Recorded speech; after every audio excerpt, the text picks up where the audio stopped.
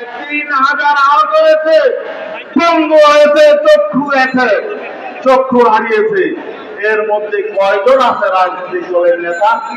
অতএব রাজনৈতিক দলগুলোকে আমি মনে করি লজ্জিত হওয়া উচিত।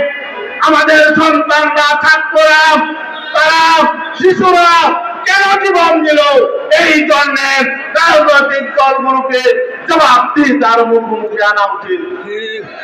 আজকে অনেকে বলে আবার 111 হবে, অনেকে আবার প্রচার করেন সেনা অভ্যুত্থান হবে, সেনা কূপ হবে, দেশ থেকে বিদেশ থেকে এমন কিছু প্রচারণা জনগণকে বিভ্রান্ত করার জন্য চালানো হয়।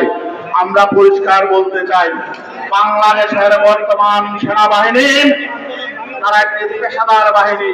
এটা আমরা পরিচয় পেয়েছি এই গত বছর আগস্টের 5 তারিখ। তাদের যদি